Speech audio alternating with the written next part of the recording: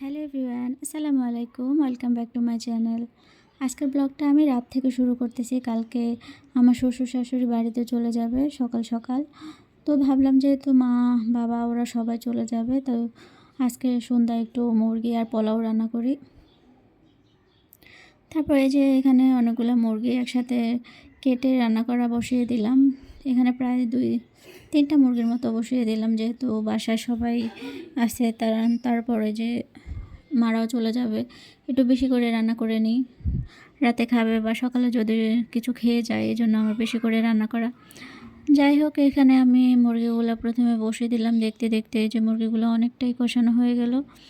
তারপরে এই যে মুরগিগুলো এখানে রেখে চাপা দিয়ে দেব। চাপা দিয়ে তারপরে যে পোলাও চাল ধুয়ে ভাবলাম মুরগির সাথে একটু আজকে পোলাও করব, আর ভাত করব না। তারপরে এই যে এখানে আমি পোলাওও বসিয়ে দিলাম।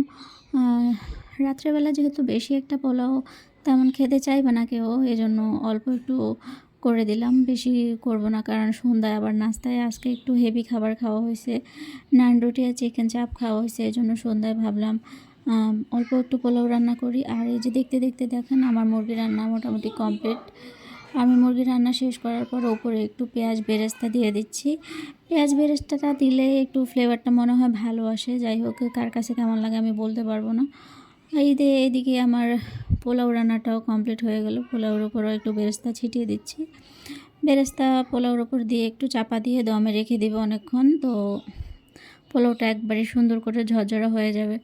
যাই হোক, সবার খাওয়া দাওয়া শেষ। আর এদিক দিয়ে যে সকাল সকাল হয়ে গেল। সকালবেলা দেখি যে আমি ঘুম থেকে উঠেই দেখি অলরেডি তারা সবাই রেডি হয়ে আছে, বসে আছে। আমার শাশুড়ি তো অলরেডি বোরকা পরে আছে। যে আমার শ্বশুরের অবস্থা দেখেন, ঠিকমতো চলাফেরাও করতে পারতেছে না। এরপর যাওয়ার সময় কী কান্নাকাটি করলো।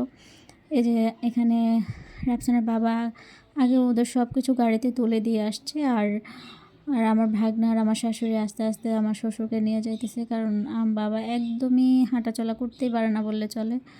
তো এই যে তাদের জন্য একটা গাড়ি ভাড়া করে দিল, এখন ওদেরকে দিয়ে চলে আসলো। যাই হোক, এরপরে সকাল থেকে ওঠার পরে রান্না, তারপর নাস্তা বানানো, অনেক কাজ শেষ করার পরে এখন ঘর গোছানোর পালা। যেহেতু দীর্ঘ 3 মাস থেকে আমার শ্বশুর শাশুড়ি ভাগ্নারা সবাই আমার কাছে ছিল, তো ওইভাবে তেমন একটা নিজের ঘরের যত্ন নিতে পারি না, গোছাতে পারি না। যেহেতু মানুষ বেশি, সবার যখন থাকে তখন আসলে একটু ঝামেলার মধ্যেই থাকি। তো সবাই যাওয়ার পরে এখন আজকে ভাবলাম আস্তে আস্তে করে সব গুছিয়ে নিই। এখানে এই যে অনেকগুলো কাঁথা কম্বল এগুলো সব এক সাইড করে রেখে দিলাম, কারণ এগুলো সব ধুয়ে তারপর উঠাতে হবে। আর এই দিক দিয়ে যে আস্তে আস্তে পুরো বাসাটা পরিষ্কার করে নিচ্ছি আমি আর আপু দুজনে মিলি, কারণ একা একা সম্ভব না। আর এই রুমটা তো এখনও ধরাই হয় নাই, যে আসলে একটা একটা করে করবো, তো সব একসাথে হচ্ছে না বা একসাথে করা সম্ভবও না। যাই হোক, আজকের ভিডিওটা এতটুকুই। সবাই ভালো থাকবেন আর আমাদের জন্য সবাই দোয়া করবেন। আর একটা লাইক, একটা ফলো দিয়ে যাবেন। আল্লাহ হাফেজ।